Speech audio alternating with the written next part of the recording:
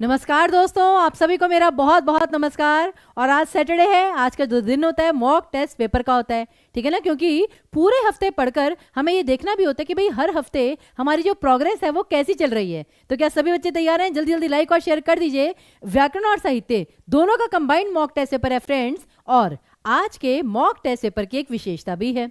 अभी आपको पता होगा रिसेंटली पेपर हुआ था यूपी पुलिस का, ठीक है ना। उसमें बहुत ही व्याकरण के अच्छे प्रश्न आए थे जो हम आपके लिए लेकर आए हैं। और साथ ही साथ एक एलटी का भी एग्जाम हुआ था, उसके भी जो क्वेश्चंस है वो हम आपके लिए लेकर आए हैं। तो आज के जितने भी क्वेश्चन हैं, ये जो पिछले एक हफ्ते में जो पेपर हुए हैं उन सबके क्वेश्चंस हैं। तो आपको आइडिया लग जाएगा कि रिसेंटली आपसे किस प्रकार के जो प्रश्न है वो पूछे जा रहे हैं। तो सभी बच्चे तैयार हैं? जल्दी से लाइक और शेयर कर दीजिए प्लीज, मेरी आपसे रिक्वेस्ट है फ्रेंड्स। ये आपके लिए बहुत इंपॉर्टेंट हो सकता है। अभी बच्चे कहाँ रह गए सारे के सारे? उन्हें बुलाइए, इस सेशन को जितना हो सके शेयर कीजिए। साथ ही साथ मैं आपको बता दूं कि टीचिंग परीक्षा आपके लिए 40% डिस्काउंट लेकर आया है। आप टीचिंग परीक्षा का कोई भी कोर्स लीजिए, फ्लैट आपको 40% डिस्काउंट मिलेगा, ठीक है जी। और आज याद रखिएगा कि ग्रामर के जो क्वेश्चन है ना फ्रेंड्स, वो बहुत मजेदार हैं। आपको बहुत सारी चीजें वहां से सीखने को मिलेंगी। लिटरेचर के क्वेश्चन उससे भी मजेदार हैं। तो चलिए फिर मजा लेते हैं। लेकिन ये प्लीज कोई भी आपकी क्वेरी हो, क्योंकि बार बार बच्चों की क्वेरीज आती रहती है, मैम इसका सिलेबस क्या है, ये कोर्स हम कैसे लें। तो याद रखिए टीचिंग परीक्षा आपके लिए इंस्टाग्राम, फेसबुक, टेलीग्राम, व्हाट्सअप हर जगह अवेलेबल है। फोन नंबर आपके सामने है फ्रेंड्स, 7611101101 और 9697888844। किसी भी प्रकार की समस्या हो आप टीचिंग परीक्षा को कांटेक्ट कर सकते हैं। ओके तो चलिए फिर व्याकरण और साहित्य में सबसे पहले हम हिंदी व्याकरण के प्रश्न जो है प्रारंभ करते हैं। ओके क्वेश्चंस का पिटारा जी, बिल्कुल बिल्कुल बिल्कुल। और क्वेश्चंस में क्वेश्चंस नए नए क्वेश्चंस भी हम निकाल सकते हैं। मेन तो है बात को समझना है। तो चलिए फिर प्रारंभ करते हैं। जब दो व्यंजन एक साथ मिलते हैं तो उन्हें क्या कहते हैं फ्रेंड्स? जल्दी से स्टार्ट कर दीजिए, क्योंकि क्वेश्चंस उतने ही हैं। अब देखते हैं वो आप कितनी जल्दी सॉल्व करते हैं जी। देखिए जब भी कोई रिजल्ट आएगा फ्रेंड्स वो आपको बता ही दिया जाएगा, ठीक है ना। आप सदा हमें चिंता है, क्योंकि जब तक बच्चों का रिजल्ट नहीं आता वो फोकस नहीं करते आगे की पढ़ाई पर। तो हम तो चाहते हैं कि जितनी जल्दी रिजल्ट आए उतना बेहतर है। हाँ जी, तो डी ऑप्शन फ्रेंड्स, संयुक्त अक्षर, बिल्कुल सही। संयुक्त व्यंजन क्ष, त्र, ज्ञ, द्व, द्र, सारे के सारे संयुक्त व्यंजन हैं, बिल्कुल। अगला देखिए, कौन सा वर्ण दंत्य नहीं है? जल्दी जल्दी सभी बच्चे आंसर देंगे फ्रेंड्स। वही लिमिटेड नंबर ऑफ क्वेश्चंस है, लेकिन आपको देखना है कितनी जल्दी और कितने अच्छे से आप क्वेश्चंस को समझ पाते हैं। ग्रेट ओपनिंग ग्रेट जी, बहुत अच्छी बात है। हाँ जी, तो सभी बच्चे जरा देखिए दंत्य वर्ण कौन सा नहीं है? ट, क्योंकि वो आपका मूर्धन्य ध्वनि है। इस चीज को ध्यान रखिए। और अगला प्रश्न देखिए, अब ये सोच समझकर उत्तर दीजिए सभी बच्चे फटाफट। इस प्रश्न का सही उत्तर क्या होगा?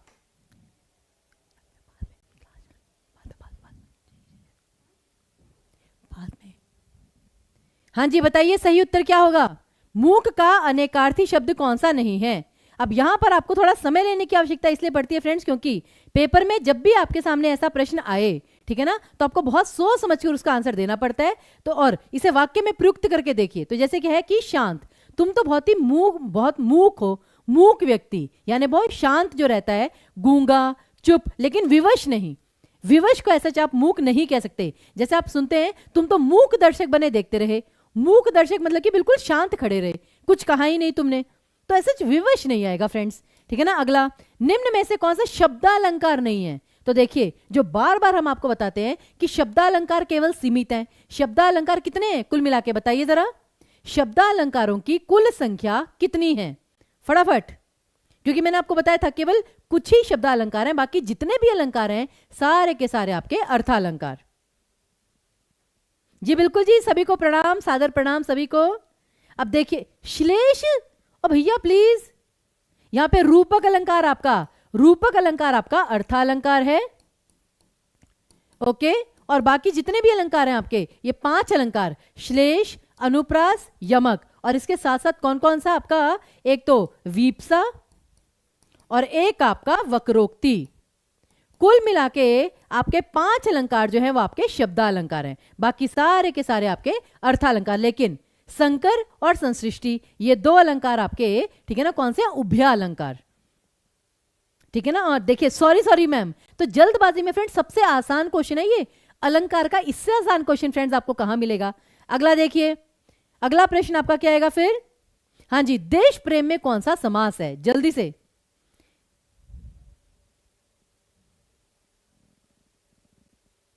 देश प्रेम में कौन सा समास है ये आपको बताना है। जी बिल्कुल, लिख लिख के याद करिए, लेकिन याद होना चाहिए फ्रेंड्स कि 5 केवल शब्दालंकार हैं, बाकी सारे के सारे अर्थालंकार। देश प्रेम, अब जैसे कहते हैं कि देश के लिए प्रेम, ठीक है ना, तो वो आपका संप्रदान तत्पुरुष समास में आता है, यहां पे कारक चिन्ह आएगा ही आएगा, इस चीज को ध्यान रखिएगा सभी बच्चे। अब निजवाचक सर्वनाम, जल्दी से इसका उत्तर देखिए फ्रेंड्स, फटाफट सभी बच्चे। अरे दीदी मेरी क्लास बाद में नहीं करना, जाओ छुट्टी। सभी बच्चे इसका आंसर देंगे। निजवाचक सर्वनाम का प्रयोग किस वाक्य में हुआ है, और बच्चों ने यहाँ पे गलती की है। मेरे पास बच्चों का आंसर आया भी था कि मैम इसका आंसर क्या होगा, इसका आंसर ये तो होना ये चाहिए था, लेकिन नहीं। सभी बच्चे इसका आंसर बताइए। बी ऑप्शन, आप भले तो जग भला। आप मतलब कि अगर आप स्वयं भले हैं, तो यहाँ पे आपका मतलब दूसरे को संबोधित नहीं किया जा रहा, यहाँ पे आप स्वयं को संबोधित किया जा रहा है। ओके, तो बी ऑप्शन आपका बिल्कुल सही आएगा। अब बच्चों को लग रहा है कि मैम यह मेरी निजी पुस्तक है, यहाँ पे निजी शब्द आ गया, तो फ्रेंड्स यहाँ पे निजी जो है वो सर्वनाम के रूप में नहीं, यहाँ पे निजी का मतलब है विशेषण। निजी का मतलब है ये मेरी अपनी पुस्तक है, तो जरूरी नहीं है कि जहां पे निजी शब्द आ जाए वो आपका निजवाचक सर्वनाम आएगा। ओके, तो इस चीज को ध्यान में रखिएगा सभी बच्चे। और इसीलिए वही वाला सारा पेपर मैं आपको करवा रही हूं फ्रेंड्स, जो पिछले 1 हफ्ते में हुआ है वही सारा मैं आपको करवा रही हूं। ओके, सभी बच्चे ध्यान दीजिए।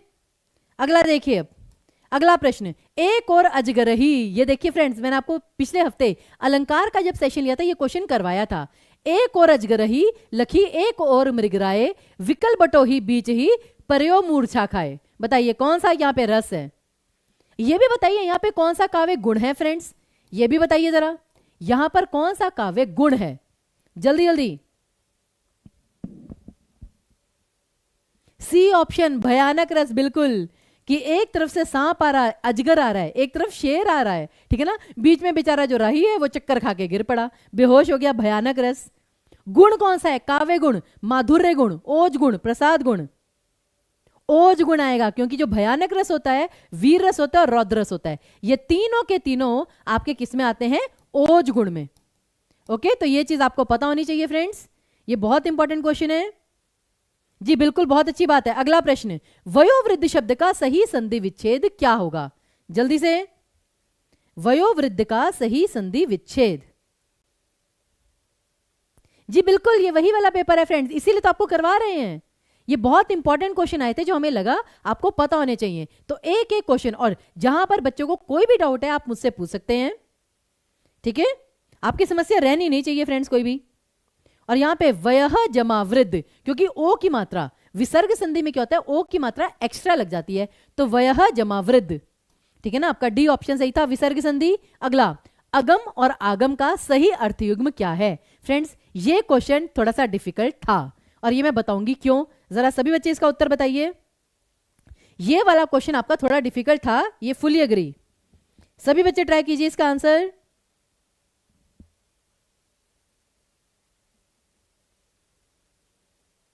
हाँ जी बताइए, आपके अनुसार क्या आंसर आएगा इसका सही।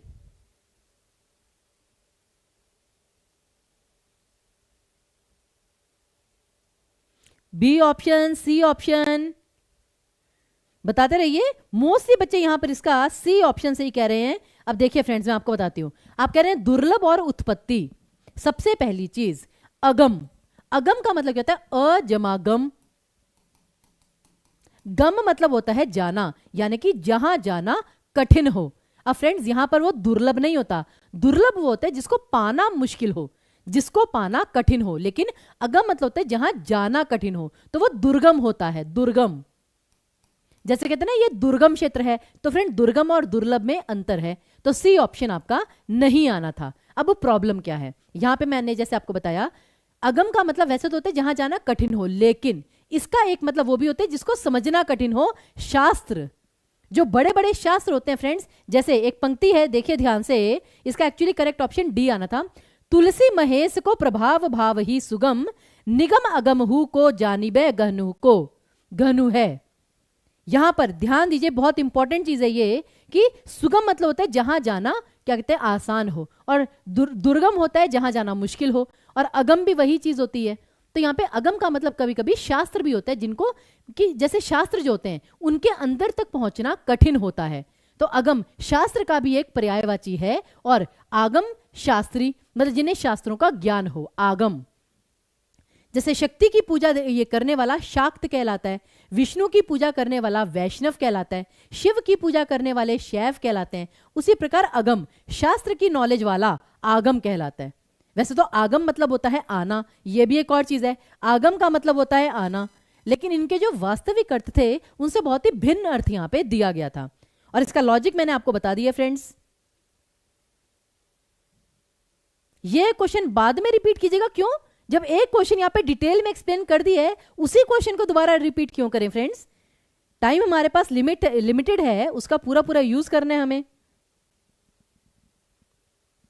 दुर्लभ और उत्पत्ति ही बताते तो फ्रेंड्स वो चीज गलत है। आगम मतलब होता है आना, और दुर्लभ दुर्लभ होता है जो कठिनाई से प्राप्त हो, लेकिन प्राप्त होना एक अलग चीज है, और ये जहां पहुंचना कठिन हो वो एक अलग जगह है। आप खुद समझ सकते हैं ना, दुर्गम और दुर्लभ दोनों में अंतर है। हालांकि अब देखिए पेपर वालों का कुछ पता नहीं है, हो सकता है उन्होंने सी ऑप्शन भी किया हो। आगम मतलब आना, तो वो कह रहे हैं उत्पत्ति कि किसी की उत्पत्ति हो गई, जैसे मेहमान आया है यानी कि मेहमान दरवाजे पर उत्पन्न हो गया, तो हो सकता है उन्होंने ये दिया हो। लेकिन जो मैंने आपको लॉजिक के थ्रू बताया है, लॉजिकली डी ऑप्शन इसका करेक्ट आंसर आना चाहिए। ओके, मतलब मैंने आपको लॉजिक बता दिया इसका। अगला देखिए फिर, जुबान पर लगाम ना होना, इसका क्या अर्थ है? फटाफट बताइए फ्रेंड्स। नहीं अतुल जी, मैं जानती हूं कि किसी और सेशन में आपने देखा है, और मैं आपकी बात से एग्री भी करती हूं। अगर इसके अलावा शास्त्री के अलावा इसका कोई बेहतर और विकल्प हो सकता है कि जब और कुछ ना मिले तो वो सी ऑप्शन ही था कि दुर्लभ और उत्पत्ति, परंतु जब शास्त्र और शास्त्री दिया गया है तो मेरे अकॉर्डिंगली डी ऑप्शन बिल्कुल आपका सही होगा। मैंने आपको लॉजिक भी बताया, तर्क भी बताया उसका, ठीक है। अब यहां पर डी ऑप्शन फ्रेंड्स आपका सही आएगा कि अनावश्यक रूप से स्पष्टवादी होना। अब देखिए स्पष्टवादी होना ये आपका सही उत्तर नहीं है। क्यों? स्पष्टवादी तो वो भी होता है जैसे जो बहुत कम बोलते हैं लेकिन बात को बिल्कुल क्लियर कट वे में बोलते हैं, भाई ये काम करना है, दैट्स इट। लेकिन ये आपका जुबान पे लगाना होना कि जो फालतू की बातें करता है, कुछ ज्यादा ही मतलब बिना सोचे समझे कुछ भी बोलता है, तो डी ऑप्शन आपका करेक्ट होना था। अगला प्रश्न है आपका, निम्न में से कौन सा अमृत का पर्यायवाची नहीं है? फटाफट, बहुत ही सिंपल, जल्दी से बताइए, अमृत का पर्यायवाची कौन सा नहीं होगा? और वो है फ्रेंड्स आपका क्षीर, बिल्कुल। सोम, सुधा और अमीय, ये तो आपके अमृत के मेन वाले पर्यायवाची हैं। क्षीर जो होता है वो आपका खीर के लिए, दूध के लिए, कभी कभी जल के लिए भी आ जाता है, ठीक है ना। तो आपका डी ऑप्शन करेक्ट है यहां पर। अगला, मैंने आम खा लिया है, इसमें कौन सा काल है? जल्दी से बताइए, इसमें कौन सा काल आएगा? ये सभी बच्चों को बताना है।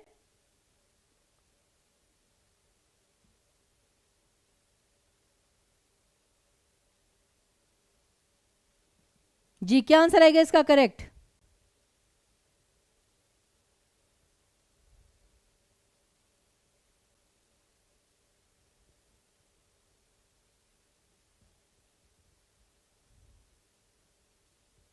हाँ जी, तो बी ऑप्शन, सी ऑप्शन। अब यहां पर देखिए, यहां पर बच्चे दो ऑप्शंस में कंफ्यूज थे, एक तो था पूर्ण भूतकाल और एक है आसन्न भूतकाल। याद रखिए फ्रेंड्स, पूर्ण भूतकाल होता है पास्ट परफेक्ट टेंस, जो काम कंप्लीट हो चुका है, लेकिन पूर्ण भूतकाल में अक्सर आपके वाक्य में शब्द में था आता है कि मैं फल खा चुका था, मैं ये काम कर चुका था, तुम वहां पहुंच चुके थे। लेकिन आसन्न भूतकाल होता है जो काम अभी अभी खत्म हुआ है, कि मैंने आम खा लिया है, ये काम अभी अभी समाप्ति का सूचक है। तो सी ऑप्शन आपका बिल्कुल सही आएगा।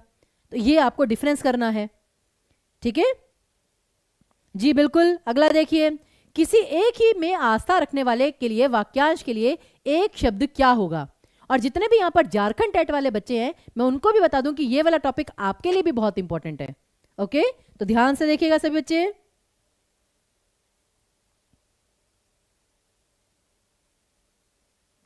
फटाफट,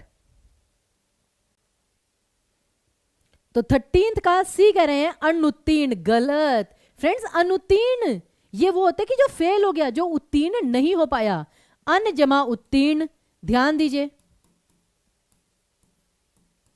उत्तीर्ण मतलब क्या होता है कि पास हो गया, उसमें मतलब कि सक्सेसफुल हो गया। और अनुत्तीर्ण क्या होता है कि जो आपका फेल हो गया। तो ये तो आपका बिल्कुल भी नहीं आना था। फिर अनिकेत, अनिकेत शब्द कैसे बनता है? अ जमा निकेत, निकेतन, जैसे कहते हैं ना शांति निकेतन। निकेतन मतलब होता है घर, और अनिकेत वो होता है जिसके पास कोई घर बार नहीं है, जिसका कोई घर नहीं है, उसे अनिकेत कहा जाता है। और अनुमोदन, अनुमोदन मतलब होता है आपकी स्वीकृति। ओके, तो यहां पे करेक्ट ऑप्शन क्या बचा? अनन्य, जिसकी एक ही में आशा हो। और ये शब्द कैसे बनता है? अन जमा अन्य। देखिए मैं आपको पूरा लॉजिक के साथ बता रही हूं, जिससे कि आपको पता चले कि अगर आपके पास वाक्यांश के लिए एक शब्द का प्रश्न भी आता है, उसको भी आप शब्दों को तोड़कर समझ सकते हैं। अन जमा अन्य। अब अन उपसर्ग आपको पता है नेगेटिव के लिए आता है। अन्य मतलब होता है कोई दूसरा, यानी जो दूसरों में नहीं, किसी दूसरे में नहीं, केवल एक ही में विश्वास रखता है, अनन्य। तो ए ऑप्शन आपका बिल्कुल सही आएगा। ठीक है, और देखिए अनुमोदन का मतलब संस्तुति यानी अप्रूवल भी होता है, आप ये भी कह सकते हैं। एक नया शब्द था, मैंने सोचा आपको बता दूं। अनुमोदन का मतलब स्वीकृति भी होता है, अप्रूवल, या फिर उसे कहते हैं संस्तुति। ये शब्द याद कर लीजिएगा, ये पेपर में आपको आ सकता है। ओके, अगला देखिए। फिर निम्न शब्दों में प्रयुक्त प्रत्यय किस विकल्प में ठीक ठीक प्रदर्शित किए गए हैं? जल्दी से बताइए सभी के सभी बच्चे।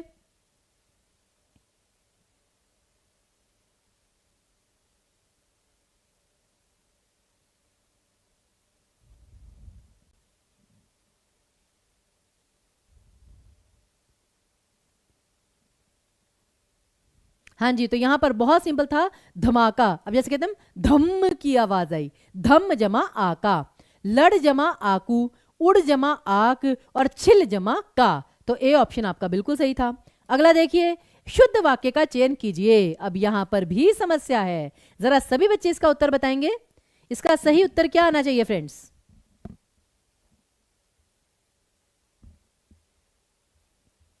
जल्दी जल्दी, कि शुद्ध वाक्य का चयन कीजिए। मैंने आपको कहा है सेंटेंस करेक्शन वाला टॉपिक सबसे इंपॉर्टेंट है, इसका क्वेश्चन काफी हद तक आपको आएगा ही आएगा। मध्यकालीन युग में कलाओं की बहुत उन्नति हुई। इस समय मोहन की आयु 20 वर्ष है। साहब ने कहा है कि किसी को अंदर ना आने दिया जाए और अंदर ना जाने दिया जाए। ठीक है, और वे चाहे भले ही ना आए पर तुम्हें आना होगा।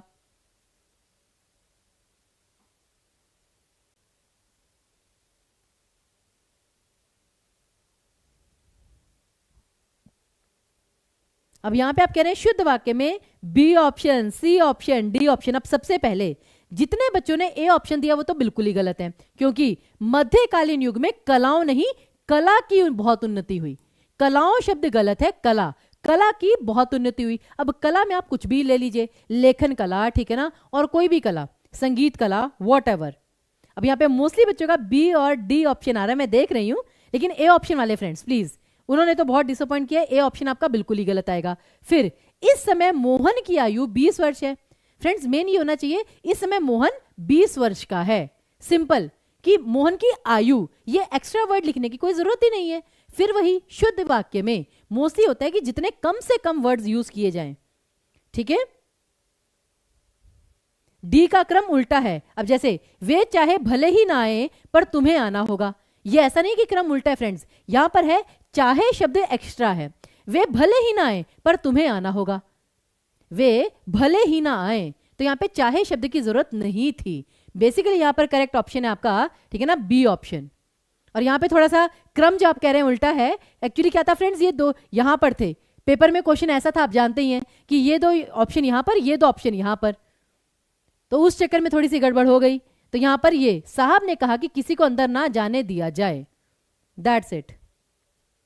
ओके, लेकिन हालांकि जहां तक मेरा मानना है, देखिए एक यहां पर डाउट हो सकता है, मैं आपको बता देती हूं, अभी से मैं आपको एक डाउट बता देती हूं। देखिए एक ये चीज भी हो सकती है कि फॉर एग्जाम्पल कि साहब ने कहा किसी को अंदर ना आने दिया जाए, हालांकि ऐसा होना, ये मतलब वो भी पॉसिबिलिटी है, लेकिन स्टिल जो सबसे करेक्ट ऑप्शन है, अभी अगर पेपर में आपको ये क्वेश्चन आया है और आपको एक ही ऑप्शन चूज करना है, तो ये वाला जो बी ऑप्शन है यही आपका सबसे बेहतर विकल्प होगा।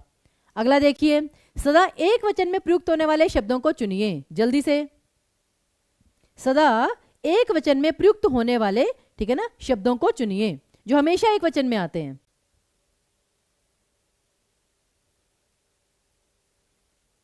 अरे ABCD का क्रम उल्टा नहीं है फ्रेंड्स, मैं फिर वही बता रही हूं। पेपर में क्या था, क्वेश्चन ऐसे हॉरिजॉन्टल फॉर्म में था, लेकिन आपकी जो PPT होती है, जो हम आपके सामने स्लाइड लेकर आते हैं, उसमें अगर मैं चारों विकल्प ऐसे सामने से देती तो वो फिर बहुत छोटे हो जाते। तो हमने फिर A और C जो ऐसे होते हैं, और जैसे A और C, फिर हमने ये B और D को कट करके यहाँ नीचे लगा दिया था, तो इसलिए B यहां पर आ गया था। तो इतना तो भाई समझिए, इतना तो चलता है। अब यहां पर A ऑप्शन आएगा, D नहीं आएगा। A ऑप्शन, वर्षा होती है और जनता आती है, जनता जागती है, तो A ऑप्शन आपका बिल्कुल सही है। लेकिन अब लोग हमेशा बहुवचन में आएगा, फिर प्राण हमेशा बहुवचन में आएगा, और हस्ताक्षर ये भी बहुवचन में आएगा। उनके हस्ताक्षर हो गए, अब ये नहीं कहते उनका हस्ताक्षर हो गया। हस्ताक्षर बहुवचन का शब्द है फ्रेंड्स, चाहे वो एक ही व्यक्ति का क्यों ना हो, लेकिन आएगा वो बहुवचन में, कि उनके हस्ताक्षर हो गए, तुम्हारे हस्ताक्षर हो गए, मैंने हस्ताक्षर कर दिए। अब मैंने अपना एक ही साइन किया है, 100 जगह साइन नहीं किया, लेकिन हस्ताक्षर को बहुवचन में लिया जाता है। ये सभी बच्चे ध्यान रखेंगे फ्रेंड्स। किसी को यहां तक अगर कोई भी समस्या आप खुलकर पूछिए। देखिए, हमें कोई रेलगाड़ी भगानी नहीं है, मेन मोटिव है कि टॉपिक आपको समझ में आना चाहिए। बताइए कोई समस्या हो तो यहां पर। जी प्राण, लोग, ये भी सदैव बहुवचन में होगा। तो कुछ कुछ शब्द होते हैं जो हमेशा बहुवचन में आते हैं। अगला देखिए, राजा शब्द के लिए पर्यायवाची शब्द कौन सा होगा, जल्दी से। राजा के लिए सबसे सही पर्यायवाची क्या होगा? और ये तो उससे भी आसान था, देखिए, गोविंद, लंकेश, रघुवीर और नरेंद्र। डी ऑप्शन बिल्कुल, नरेंद्र होता है नरों में इंद्र के समान। नर मतलब मनुष्य, मनुष्यों में इंद्र के समान मतलब कि मनुष्यों के राजा। तो बेसिकली डी ऑप्शन आपका बिल्कुल सही है। गोविंद कृष्ण जी को कहते हैं, रघुवीर राम जी को कहते हैं, लंकेश रावण को कहते हैं। अगला देखिए, निम्न में से वाक्यों के शुद्ध रूप का चयन कीजिए। सबसे सिंपल, पता नहीं ये क्वेश्चन कितनी बार आएगा फ्रेंड्स, हर बार मैंने देखा ये वाला क्वेश्चन आता ही आता है। जल्दी से देखिए, नरेंद्र, गुण संधि जी, बिल्कुल सही, वेरी गुड। एक चीज में आपको जो आप आइडिया लगा सकते हैं लगाइए, बिल्कुल करेक्ट ऑप्शन क्या होगा यहां पर? सी ऑप्शन नहीं आएगा फ्रेंड्स, नहीं आएगा। भारत में अनेक जातियां हैं, भारत में अनेक जाति है ऐसा नहीं, जाति एक वचन है, जाति का बहुवचन होता है। तो अनेक आएगा, अनेकों शब्द गलत होता है, तो ये तो आपके पहले ही गलत हो गए। अनेक शब्द आएगा लेकिन जातियां हैं, भारत में अनेक जातियां हैं। ए ऑप्शन आपका सबसे सही है फ्रेंड्स, सी ऑप्शन नहीं आएगा यहां पर। ओके, प्लीज इस चीज को ध्यान से देखिएगा। अगला, विस्मय बोधक चिन्ह कौन सा है? फटाफट सभी बच्चे बताएंगे विस्मय बोधक चिन्ह कौन सा, और ट्राई कीजिए चारों चिन्हों का नाम आपको पता हो। ये जो चारों चिन्ह यहां पर दिए गए हैं आपको उनका नाम पता होना चाहिए। ये आपको सिलेबस में फ्रेंड्स टॉपिक दिया हो या ना दिया हो, हिंदी के जितने भी चिन्ह हैं उन सबके आपको नाम पता होने चाहिए। फटाफट लाइक और शेयर कर दीजिएगा प्लीज फ्रेंड्स।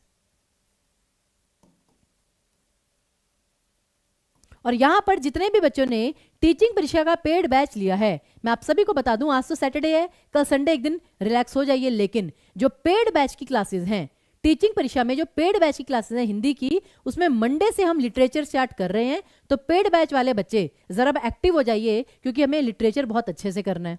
ओके, अब यहां पर विस्मय आदि बोधक चिन्ह है आपका बी ऑप्शन, लेकिन इसको क्या कहते हैं? विवेचन चिन्ह, विवेचना करना। ये फिर आपका ये होता है अल्प विराम, कॉमा, और ये होता है आपका योजक चिन्ह, ये तो आप जानते ही हैं।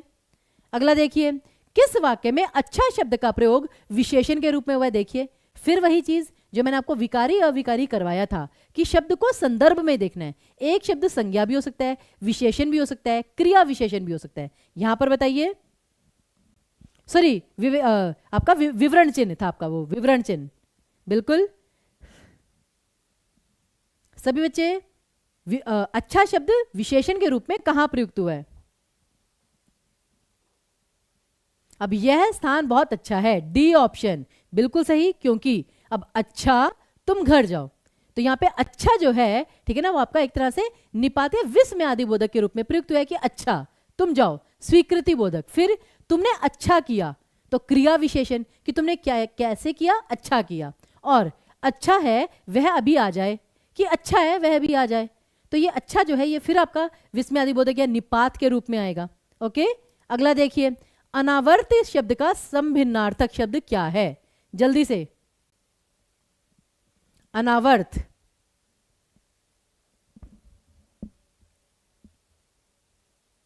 अब इसको भी आप कैसे जान सकते हैं? ये उपसर्ग प्रत्यय छांटकर, अनावर्त, अन जमा आवर्त। और आवर्त क्या होता है? आवृत्ति। आवृत्ति मतलब क्या होता है? जो मतलब बार बार उत्पन्न होना। तो आवृत्ति, जैसे एक चीज की आवृत्ति बार बार हो रही है, बार बार उत्पन्न हो रहा है। तो अनावृत्ति मतलब कि जो बार बार उत्पन्न ना हो, जो ना दोहराया गया हो। सी ऑप्शन यहां पर आपका करेक्ट आना था। तो फ्रेंड्स, वाक्यांश के लिए एक शब्द छांटने में आपका ये उपसर्ग प्रत्यय, ठीक है ना, शब्दों की संधि या समास बहुत महत्वपूर्ण भूमिका निभाते हैं। तो इसलिए संधि समास उपसर्ग प्रत्यय को बहुत सीरियसली लीजिए। अगला, निम्न में से कौन सा शब्द पुल्लिंग है? देखिए, लिंग निर्णय वाला प्रश्न, फटाफट बताइए। लिंग निर्णय वाला प्रश्न, निम्न में से कौन सा शब्द पुल्लिंग है? बहुत ही सिंपल। और जब भी आपको लिंग की पहचान करने के लिए आए, शब्द को वाक्य में प्रयुक्त करके देखिए। जैसे कि क्षमा, क्षमा की वो दी जाती है, किसी को क्षमा दी जाती है।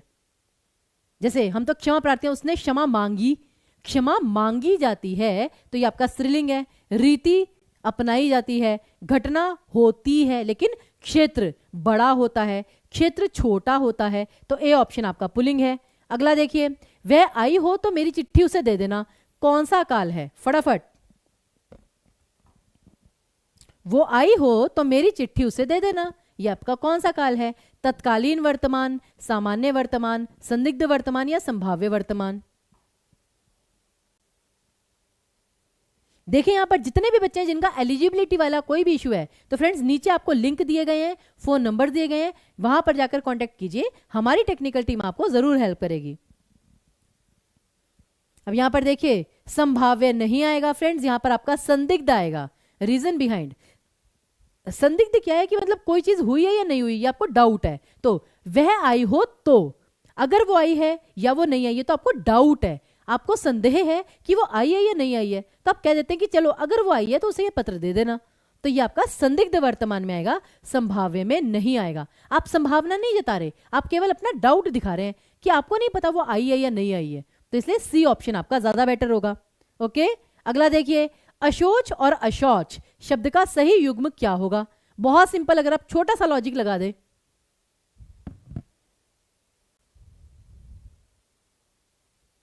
ऐसा नहीं है, संभाव्य वर्तमान काल। अब यही चीज, जैसे बच्चे कहते हैं मैम अगर हो तो संभाव्य काल होता है, गलत। हो शब्द हो, तो जैसे मैं कहती हूं कि शायद आज वर्षा हो, तो ये आपको संदेह नहीं है, ये आप संभावना जता रहे हैं कि हो सकता है आज बारिश हो, तो वो संभाव्य होता है, ठीक है ना। लेकिन ये जो था ये आपका संदिग्ध था, जो कि ऑलरेडी प्रेजेंट में चल रहा है और उसमें आपको डाउट है। ये भी एक अंतर होता है मेन। अब यहां पर अशोच, ठीक है ना, यानी कि बिना सोचे। अशोच मतलब कि बिना सोचे, लेकिन अशौच अब ये थोड़ा सा आप समझ ही सकते हैं फ्रेंड, जैसे आप देखते हैं शौचालय, तो शौच मतलब होता है कि आप फ्रेश होने जा रहे हैं, शुद्ध होने, और अशौच मतलब अशुद्धि। तो सी ऑप्शन आपका बिल्कुल सही आएगा। इस प्रकार से छांटिए।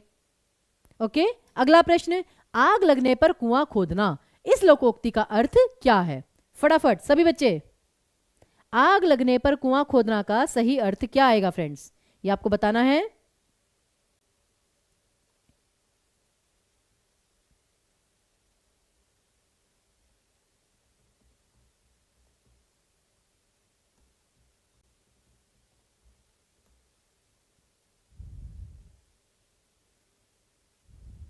हाँ जी, डी ऑप्शन कह रहे हैं, संकट के समय बचाव के लिए सोचना, बिल्कुल सही, डी ऑप्शन आपका बिल्कुल सही आएगा। अगला, जिसे सरलता से पढ़ा जा सके, इसके लिए एक शब्द क्या होगा? फटाफट,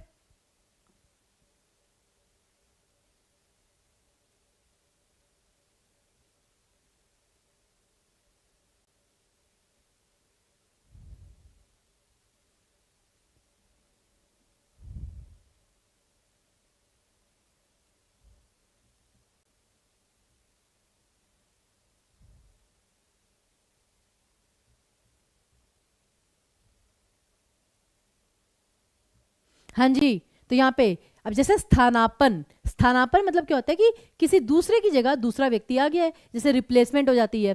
फिर पाठ्य होता है जिसे पढ़ा जा सके, अब चाहे कठिनाई से पढ़ा जाए चाहे सरलता से पढ़ा जाए, लेकिन पाठ्य जिसे पढ़ा जाए। फिर सुपाठ्य होता है जिसे कि सरलता से पढ़ा जाए, तो आपका सी ऑप्शन सही आना था। और सुषुप्ता क्या होता है, ये आपका दो शब्दों से बना है, सु जमा सुप्त, जैसे सुप्सा। सुप्ता क्या होता है, जैसे कि सोना, सोने से रिलेटेड है कि जिसे गहरी नींद आए, सुषुप्सा। सुषुप्सा आपका सोने से रिलेटेड है। अगला देखिए, निम्न में से कौन से शब्द में उपसर्ग नहीं है? बहुत ही सिंपल, किस शब्द में उपसर्ग नहीं है? सभी बच्चे बताएंगे।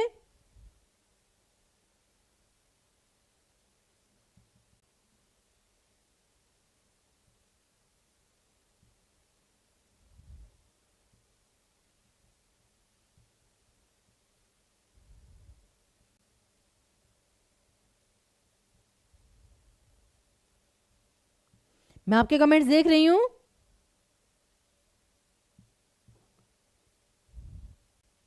हाँ जी, तो यहां पर आपका जो सही उत्तर है फ्रेंड्स, ओढ़ना, क्योंकि प्र जमा भाव, अप जमा वा, जैसे विवाद, संवाद, तो यहाँ पे वि उपसर्ग, सम उपसर्ग आ सकते हैं, और पराजय, लेकिन ओढ़ना में ना प्रत्यय है। अगला देखिए, अगला प्रश्न, समास का शाब्दिक अर्थ कितनी बार आएगा? बीपीएससी में भी आ चुका है, यूपी पुलिस में भी। तो देखा आपने, एक ही क्वेश्चन अगर फेमस हो जाए ना, बच्चों को पसंद आए, बार बार वो दूसरे पेपर्स में आता है। तो आप बताइए जरा सभी बच्चे इसका उत्तर। हाँ जी, क्या बात है, क्या बात है, बहुत सारे बच्चों ने उत्तर दिया, वेरी गुड। तो यहाँ पे समास का मतलब होता है संक्षिप्त, छोटा करके लिखना। जैसे कि अगर मैं आपको बताऊं समास शैली, ये आपको पैडागॉजी में भी आता है और भी कई चीजों में आता है। तो समास शैली क्या होती है? चीजों को शॉर्ट में करके लिखना। तो यहाँ पे आपका संक्षिप्त आएगा फ्रेंड्स। अगला, दिग्विजय में कौन सी संधि है? फटाफट, केवल 2 क्वेश्चन फ्रेंड्स, 2 क्वेश्चन ग्रामर के रह गए हैं, फिर हम चलेंगे लिटरेचर पर। ठीक है, जल्दी जल्दी। दिग्विजय में कौन सी संधि है? स्वर, व्यंजन, विसर्ग, या कोई संधि नहीं है, क्योंकि जरूरी नहीं है कि संधि हर आपके शब्द में हो। व्यंजन बहुत ही सिंपल, दिक जमा विजय। और फ्रेंड्स इसका मतलब क्या होता है? बेसिकली फ्रेंड्स, दिक का मतलब होता है दिशाएं, और दिग्विजय का मतलब होता है हर दिशा पर विजय प्राप्त करना। हर दिशा में जितनी दिशाएं हैं, सभी दिशाओं में जो जो घराने हैं या जो जो राज्य हैं, सब पे विजय प्राप्त करना। तो दिग्विजय का मतलब होता ही है हर दिशा पर विजय। ठीक है, तो ये आपका व्यंजन संधि है, बिल्कुल सही। और व्याकरण का अंतिम प्रश्न, खटखटाती क्रिया कौन सी है? संयुक्त क्रिया, प्रेरणार्थक, पूर्वकालिक, या नाम धातु? फटाफट, व्याकरण का अंतिम प्रश्न। बिल्कुल सही, दिशाओं पर विजय। प्रीति जी, क्या रिक्वेस्ट है आपकी? नाम धातु, बिल्कुल सही फ्रेंड्स, नाम धातु में आएगा ये। एक्चुअली में जो खटखटाती, ये आपका आता है अनुकरणात्मक क्रिया में।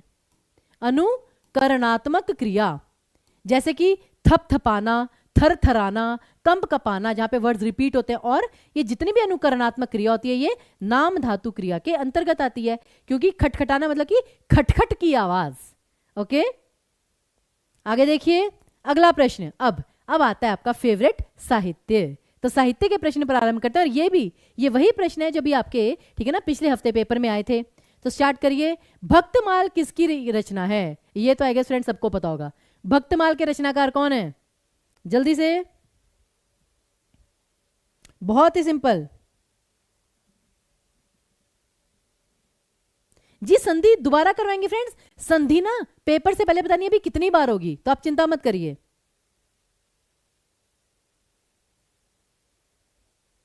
ओके, नाभादास जी, बिल्कुल सही, नाभादास जी की रचना है भक्तमाल। अगला देखिए, मैच द फॉलोइंग। अब ये पत्रिकाएं, पत्रिकाएं कि जैसे कवि वचन सुधा किसकी पत्रिका है? बनारस अखबार, प्रजा हितैषी, उदंत मार्तंड। सबसे आसान क्वेश्चन, और कुछ पता हो ना पता हो, उदंत मार्तंड और कवि वचन सुधा, 2 का तो आपको पता ही है। जल्दी से बताइए सभी बच्चे, कम से कम 2 का उत्तर आपको पहले से पता है, जल्दी से बता दीजिए। बहुत ही सिंपल। अब देखिए, कवि वचन सुधा भारतेंदु हरिश्चंद्र, और आपका उदंत मार्तंड पंडित जुगल किशोर। अब ग का 4, ग का 4 दो ऑप्शन में है, तो ये पहले दो ऑप्शन तो कैंसिल हो गए। फिर घ का 1 आएगा, घ का 1 आपका सी ऑप्शन में है, तो सी ऑप्शन आपका सही। दैट्स इट, इतना सा आपको करना है, क्योंकि मेन मोटिव है आपका सही उत्तर छांटना। ओके, यहां पे क्लियर है सभी को। और यहां से राजा शिव प्रसाद जो सितारे हिंद कहलाए जाते हैं, उनका बनारस अखबार, और राजा लक्ष्मण जी का प्रजा हितैषी। अगला देखिए फिर, अब किस भाषा की लिपि देवनागरी है? फटाफट, किस भाषा की लिपि देवनागरी होगी? सभी बच्चे इसका उत्तर बताएंगे।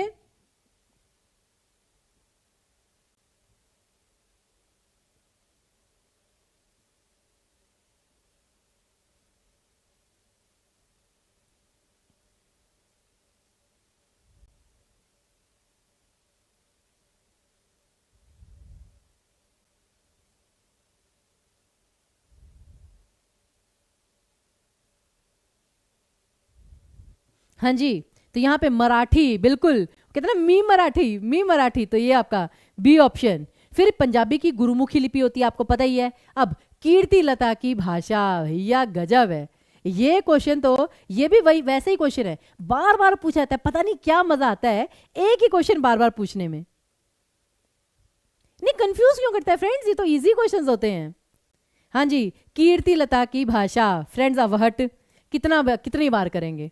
अगला देखिए फिर, अब ये फिर से मैच द फॉलोइंग आपको बताना है, भाषा उपभाषा बोलियां कि पश्चिमी राजस्थानी के अंदर कौन सी आएगी, पूर्वी हिंदी के अंतर्गत कौन सी आएगी। और इसमें भी वही है कि अगर आपको 4 में से 2 भी पता है तो उत्तर आपके सामने है फ्रेंड्स, बहुत ही सिंपल। मैं साइड में हो जाती हूं, आप इसका उत्तर बताइए प्लीज, सभी के सभी बच्चे इसका उत्तर बताएंगे प्लीज। गढ़वाली, क्योंठली, बघेली और मारवाड़ी। बघेली और मारवाड़ी मुझे लगता है सबसे आसान यही दोनों हैं, ठीक है ना, क्योंकि ये मेवाती, मालवी, मारवाड़ी ये आपकी पश्चिमी राजस्थानी में आएगी, और बघेली, अवधी, बघेली और छत्तीसगढ़ी ये आपकी पूर्वी हिंदी में आएगी। बाकी गढ़वाली ये आपकी पहाड़ी में आएगी। लेकिन अब यहां पे समस्या है कि गढ़वाली पश्चिमी पहाड़ी में आएगी या मध्यवर्ती में, तो लेकिन उसके लिए आपके पास 2 ऑप्शन पहले से ही है, तो ग का तो 2 आएगा, ग का 2 लीजिए, केवल एक ही ऑप्शन में है, काम ही खत्म। सी ऑप्शन आपका उत्तर आ गया। तो देखिए यहां पे कि जो गढ़वाली है, गढ़वाली आपकी मध्यवर्ती पहाड़ी में आएगी, और क्योंठली आपकी पश्चिमी पहाड़ी में आएगी, ये है आपका। तो इसलिए एक भी चीज आपको पता, उत्तर आपको पता चल सकता है, और इसीलिए कहते हैं कि एटलीस्ट कुछ चीजें करिए, लेकिन करिए जरूर। अब पश्चिमी हिंदी की उपबोली कौन सी है, सभी बच्चे बताइए, बहुत सिंपल है,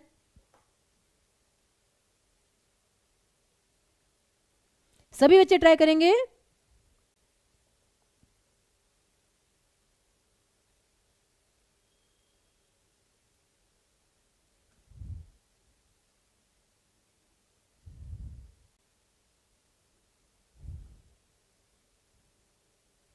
हाँ जी, क्या उत्तर दिया आपने?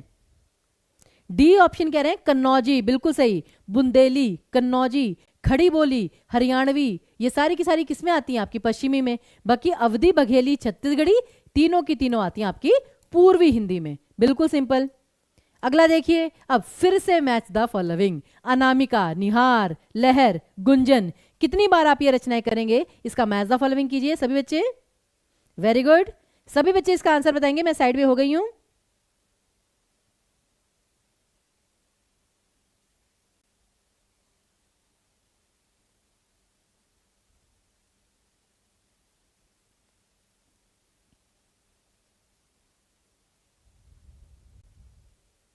हाँ जी, तो यहाँ पे तो फ्रेंड्स बहुत है, निहार, रश्मि, ये सारी की सारी महादेवी वर्मा की, ठीक है ना। फिर आपका अनामिका, ये लहर जयशंकर प्रसाद जी का, निराला जी की अनामिका। तो इसका सही आंसर आप सभी जानते ही हैं, करेक्ट ऑप्शन आएगा आपका सी ऑप्शन। सबने सी ऑप्शन दी है। अगला देखिए, मेरी कैलाश यात्रा किसका यात्रा वृतांत है? फटाफट। और फ्रेंड्स मैं आपको यह भी बता दूं, जैसे झारखंड टेट का सिलेबस आया है उसमें यात्रा वृतांत को काफी स्पेसिफिकली लिखा हुआ है। तो यात्रा वृतांत किसका, यात्रा वृतांत कौन सा है, ये हम आपको बिल्कुल इंडिविजुअल सेशंस के रूप में लेंगे, ठीक है ना, जिससे कि आपको ये चीजें बहुत अच्छे से क्लियर हो सके। आप इसके बारे में चिंता मत कीजिएगा। हाँ जी, तो देखिए यहां पर स्वामी सत्यदेव परिव्राजक, इनकी यहां पे यात्रा वृतांत है, मेरी कैलाश यात्रा। ना तो श्रीधर पाठक की है, ना ही स्वामी मंगलानंद की है। ना, दोनों में से किसी की नहीं है, इसका ऑप्शन ए ऑप्शन है फ्रेंड्स। ओके, अगला देखिए, फिर निम्न में से असत्य कथन को चाटिए। अब एक और चीज फिर से मैं रिपीट करूंगी, बीपीएससी वालों के लिए भी और स्पेशली झारखंड टेट वालों के लिए। झारखंड टेट वालों के लिए फ्रेंड्स ये क्वेश्चन बहुत इंपॉर्टेंट है, क्योंकि उनके सिलेबस में पत्र, पत्रिकाएं, सरकारी पत्र ये प्रॉपरली लिखा हुआ है। तो ऐसे ऐसे क्वेश्चन आपको आ सकते हैं एमसीक्यूज में कि निम्न में से कौन सा कथन असत्य है कि सरकारी पत्र कौन किसको लिखता है। जल्दी से, बहुत ही सिंपल है फ्रेंड्स, बहुत ही ज्यादा सिंपल। सी ऑप्शन, क्योंकि फ्रेंड्स एक व्यक्ति दूसरे व्यक्ति को जो लिखता है वो सरकारी पत्र नहीं होता, लेकिन केंद्र सरकार और राज्य सरकार के बीच, सरकार और व्यक्ति विशेष के बीच, सरकार और दूतावासों के बीच, तो सरकार जिससे भी कम्युनिकेट करती है वो सरकारी पत्र कहलाता है। तो सी ऑप्शन आपका असत्य है।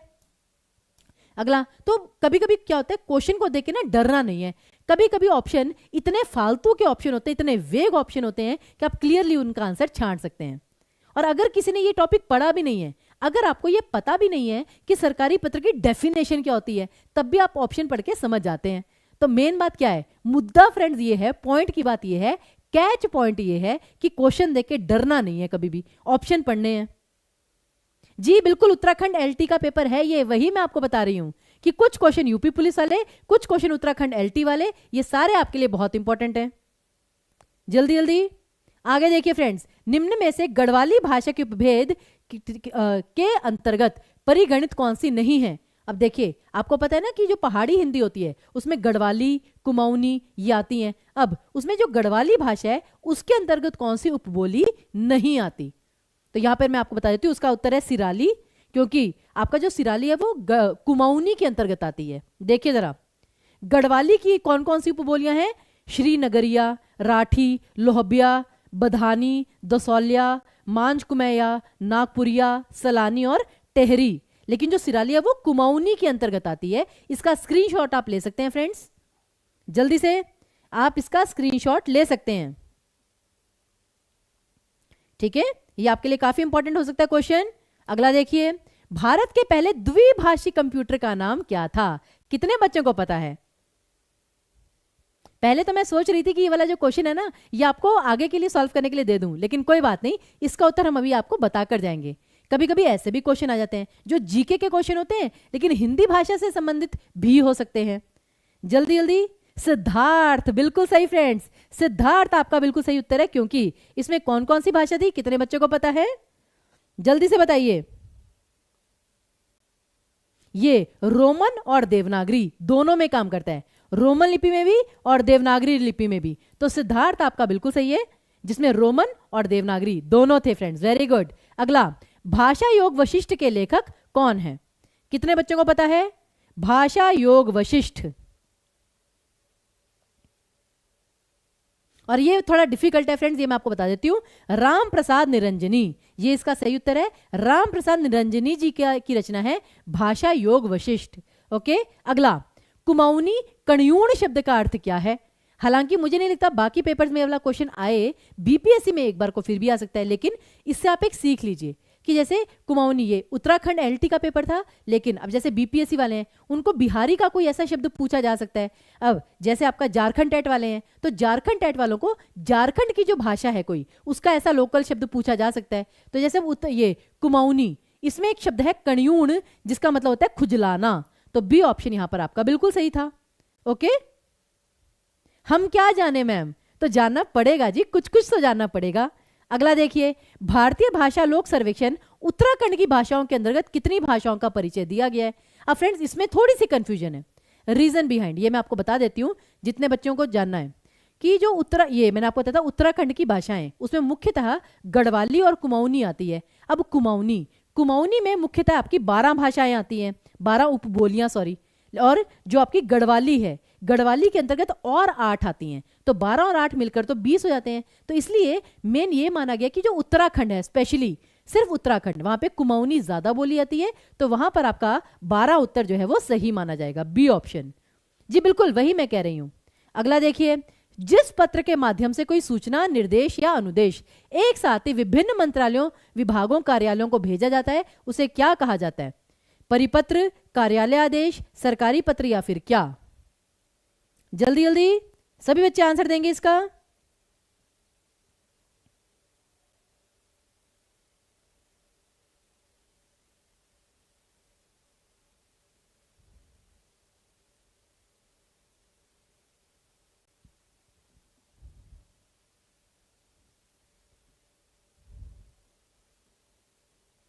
हाँ जी, बताइए जरा सही उत्तर।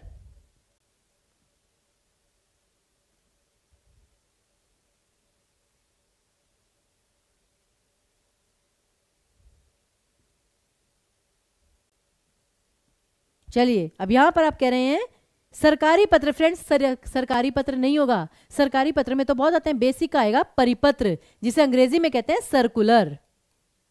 वो कहते हैं ना कि सरकार की तरफ से सर्कुलर जारी किया गया है, तो सर्कुलर। यहां पर परिपत्र आपका जो है वो सही उत्तर आएगा। अगला देखिए, घृणामयी उपन्यास के रचनाकार, घृणामयी, इसके रचनाकार कौन है? और पेपर में फ्रेंड्स कभी कभी नए नए रचनाकार, नई नई रचनाएं आ जाती हैं, जरूरी तो नहीं है ना हमेशा सेम ही आए। तो यहां पर मैं आपको बता दूं, करेक्ट ऑप्शन आपका ईलाचंद्र जोशी। ईलाचंद्र जोशी जी की रचना है घृणामयी। ओके, अगला देखिए फटाफट। अब फिर वही आपको मैच द फॉलोइंग करना है पत्र पत्रिकाओं का। ये भी बहुत सिंपल है, एटलीस्ट इनमें से आपको दो का तो पता ही पता है। जल्दी से बता दीजिए कौन सा सही उत्तर आएगा। आनंद कादंबिनी, ब्राह्मण, हरिश्चंद्र चंद्रिका और हिंदी प्रदीप। जी बिल्कुल जी, हम साइड में हट सकते हैं, बिल्कुल हट सकते हैं जी। हमारे परीक्षार्थियों की आ गया सर आंखों पर। सभी बच्चे उत्तर बताएंगे please. A option, B option, C option. तो फ्रेंड्स सबसे पहले आनंद कादंबिनी प्रेमघन जी की पत्रिका है, ये सबसे सिंपल है। तो ग का तो वन आएगा ही आएगा। अब ग का वन ए बी में भी है, डी में भी है, दैट मीन्स बी और सी को तो भूल जाइए। अब अगला भारतेंदु हरिश्चंद्र जी की है हरिश्चंद्र चंद्रिका, तो यहां पर ये घ का 3 आएगा, तो घ का 3 आपका ए ऑप्शन में है। प्रताप नारायण मिश्र जी की है ब्राह्मण और बाल कृष्ण भट्ट जी की है हिंदी प्रदीप, तो करेक्ट ऑप्शन आपका ए ऑप्शन आना था। जितने बच्चों ने ऑप्शन दिया है बिल्कुल सही दिया है। अगला देखिए, फिर चंद्रधर शर्मा गुलेरी जी का निबंध कौन सा है फ्रेंड्स, फटाफट बताइए। वैसे मैं आपको बता दूं, उनके मुख्यतः 2 ही निबंध थे, मुख्यतः, ठीक है ना। इधर उधर वैसे साइड में निबंध लिखे हो वो एक अलग बात है, लेकिन मुख्य रूप से जो फेमस निबंध है गुलेरी जी के वो 2 ही हैं। बताइए कौन कौन से। एक तो आप सभी को पता ही है, जो एनिमल के नाम से संबंधित है, याद करिए, किसी जानवर के नाम से संबंधित है दूसरे वाला निबंध। जी बिल्कुल बिल्कुल सही, ठीक है ना। मारेसी मोही कुड़ाव, मारेसी मोही कुड़ाव, और दूसरा था कछुआ धर्म, आपको अगर याद हो कछुआ धर्म। ये दोनों के दोनों आपके चंद्रधर शर्मा गुलेरी जी के निबंध हैं। Very good. अगला देखिए, कछुआ धर्म बिल्कुल सही। अगला प्रश्न, फिर वही मैच द फॉलोइंग।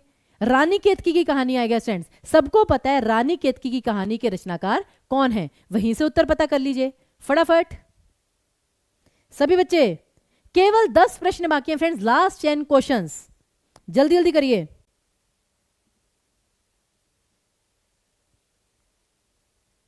रानी केतकी की कहानी सब जानते हैं, ईशा अल्लाह खान जी की रचना है, तो ग का तो 4 आएगा ही आएगा। अब ग का 4 फिर वही ए में भी है, डी में भी है, तो बी और सी ऑप्शन हटाइए। तो ये चीज है, मेन आपको यही करना है कि आपको सब कुछ नहीं करना, लेकिन कुछ चीजें जो है उनको अच्छे से करिए।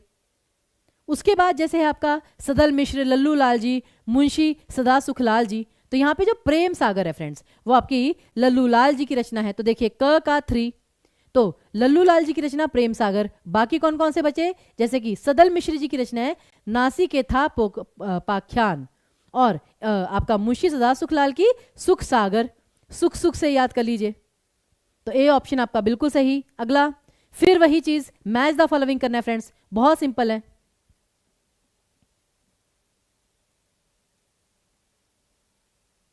जल्दी से, बहुत ही सिंपल।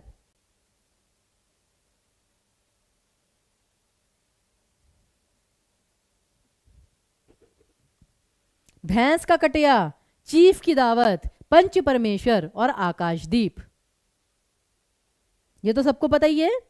बी ऑप्शन कह रहे हैं, चलिए देखिए, अब पंच परमेश्वर प्रेमचंद जी की, आकाशदीप जयशंकर प्रसाद जी की, ये दोनों को कंफर्म है। अब देखिए ग का 1, ग का 1 किसमें है भाई, बी में और डी में, तो सी भी गलत, ए भी गलत।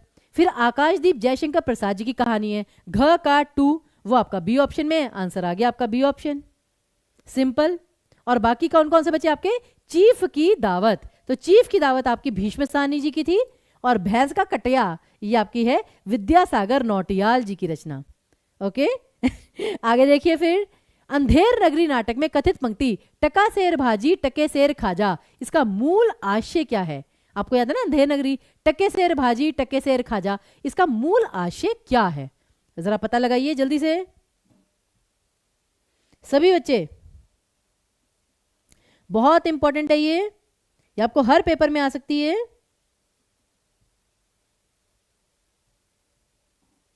बी ऑप्शन कि गुणों के आधार पे मूल्यांकन नहीं किया गया है, बिल्कुल सही, सबको एक ही माना गया है कि कोई भी चीज हो उसका एक ही दाम है, इनके गुणों का महत्व देखा ही नहीं गया। बी ऑप्शन आपका बिल्कुल सही है। देखिए ऐसे भी क्वेश्चन आते हैं। अगला प्रश्न, कुमाऊनी और गढ़वाली भाषा की पत्रिका, अरे अरे अरे अरे, फिर ये थोड़ा सा क्या कहते हैं आपका उत्तराखंड से रिलेटेड आ गया, तो इसको आप अपने आप एंड में समझ के आइएगा, इसका उत्तर आप खुद ढूंढ लीजिएगा उत्तराखंड के बच्चे, भाई इसे छोड़ दीजिए। अगला प्रश्न, अब देखिए ये उत्तराखंड एलटी में भी पेपर आया है फ्रेंड्स, जो आपका बीपीएससी में क्वेश्चन आया था। यही मैं कह रही हूं कि जो एक पेपर में क्वेश्चन आया वो बाकी पेपर्स में भी आ रहा है फ्रेंड्स, सेम टू सेम। आपको याद है ना, ये बीपीएससी में सेम टू सेम क्वेश्चन आया था, तो इसलिए मैं कह रही हूं कि जो जो रीसेंट पेपर हो रहे हैं हम आपको सारे करवाते जा रहे हैं। टीचिंग परिषद ने इनिशिएटिव लिया है कि जो जो पेपर होता रहेगा सारे पेपर हम आपको साथ साथ करवाते रहेंगे, जिससे आपका कोई भी क्वेश्चन छूटे ना पाए। जल्दी से बताइए, मैच द फॉलोइंग। हिंदी साहित्य का आदिकाल, दूसरा इतिहास, वैज्ञानिक इतिहास, आलोचनात्मक इतिहास, कौन कौन सा सही उत्तर आएगा? लाइक और शेयर फ्रेंड जल्दी से कर दीजिए प्लीज, हम तो आपके लिए पूरा प्रयास कर ही रहे हैं, जान लगाए पड़े हैं, आप भी थोड़ा सा लाइक कर दीजिए।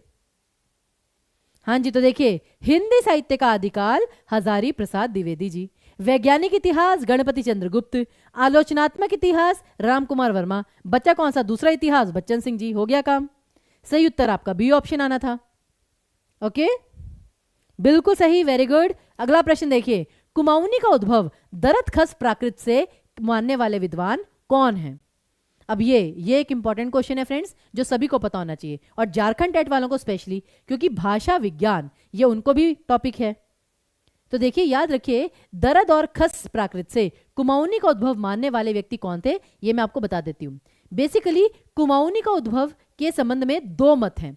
एक मत यह है कि उसका जो उत्पत्ति है वो दरद और खस प्राकृत से हुई है, और दूसरा ये है कि वो शौरसेनी से उत्पन्न हुई है, जो हम लिखते भी हैं।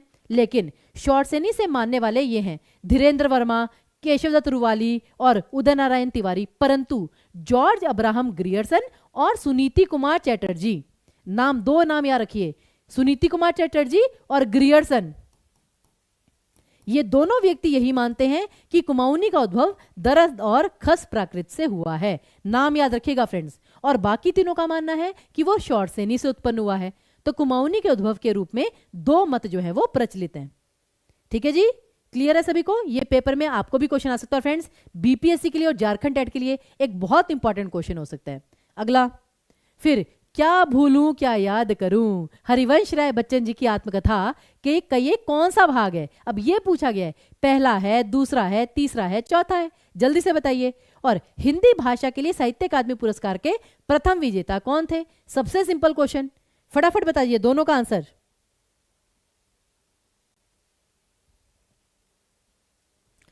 दोनों का पहला, बिल्कुल सही फ्रेंड्स, ये पहला था, पहला भाग था ये। कौन कौन से थे इसके चार भाग?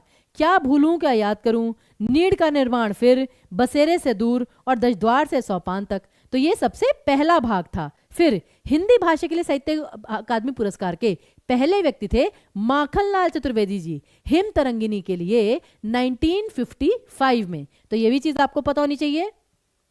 1955 में माखनलाल चतुर्वेदी जी को सबसे पहले साहित्य अकादमी पुरस्कार दिया गया था हिम तरंगिनी के लिए।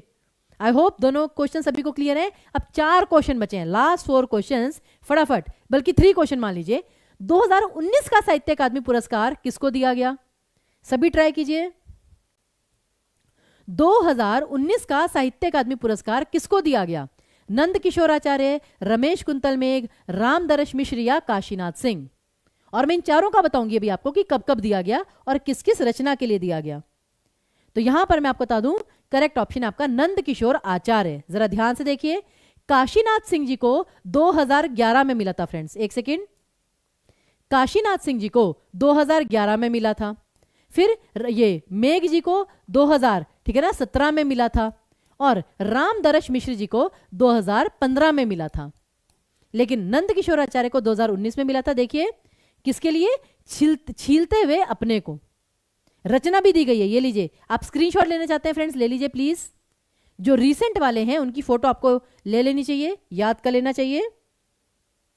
स्क्रीनशॉट आपके सामने है फ्रेंड्स।